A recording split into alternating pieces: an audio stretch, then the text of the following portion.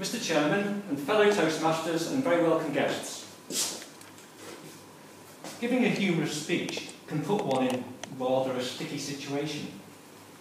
Indeed, it can be the stickiest situation since Sticky the stick insect was stuck on a very sticky bun.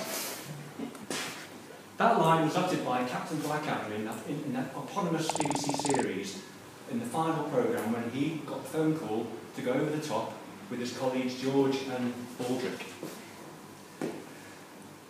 It was supposed to be a funny series, but in fact it was actually rather bittersweet at the end because we knew they were going over the top to certain death, but we still laughed. And it got me thinking about humour. It's a funny old business, isn't it, humour? We don't really know why we laugh.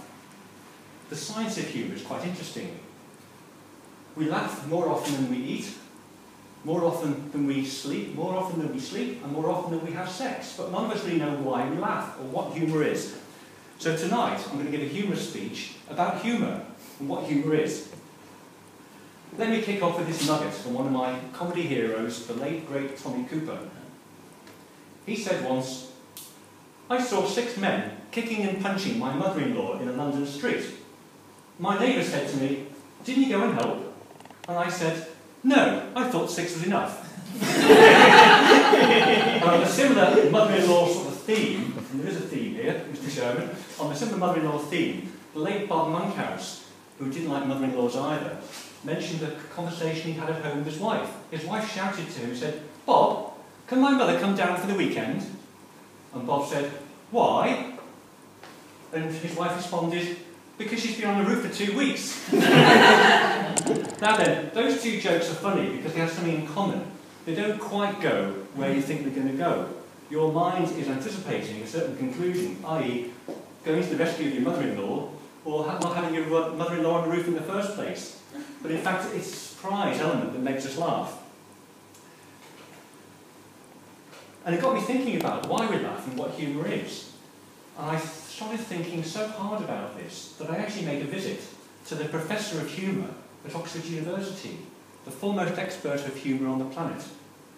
His name was Ivor Riddle. And I went into him, he's German, and he looks like an eccentric professor. He's got white frizzy hair like Einstein had, as if he had an electric shock sticking up. He's got wire-rimmed spectacles, he wears a white coat and a goatee beard. And I went into his office, and he sat me down, and I said to him, "Professor Riddle, what is a good joke?" And he said to me, he looked me in the eye, and he said to me, and listen to this very carefully, remember he's German, he said, "Michael, there are 4 types of the joke. The concealing of knowledge later revealed, the substitution of one concept for another, the unexpected conclusion to a logical progression, and the custard pie in the face." Now it's true, all those 4 lines contain the element of surprise. We don't quite know where the lines are taking us. But I also think that humour is caused by misunderstanding. And there's books have been written about how men and women misunderstand each other. The Venus and Mars series, for example. And Kim referred to men and women misunderstanding each other. Now I want to give you some examples of misunderstanding and why it's funny, taken from men and women. All men know that when a woman says, "We need to talk," she really means, "You're in deep, deep doo-doo." And when she says, "I'm not upset," she really means, "Of course I'm upset, you moron."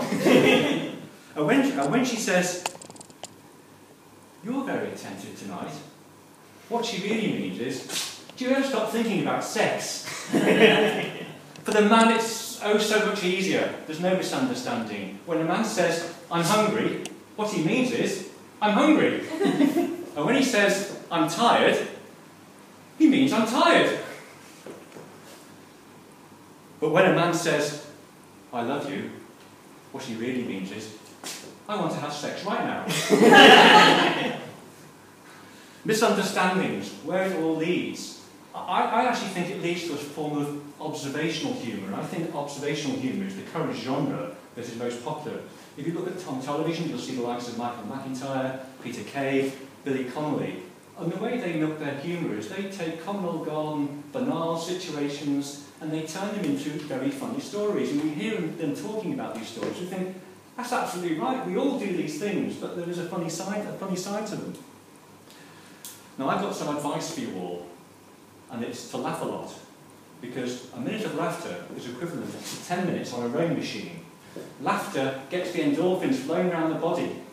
I challenge anyone who's depressed not to put on Charles Penrose's record of The Laughing Policeman and not be guffawing and bellyaching at the end of the record.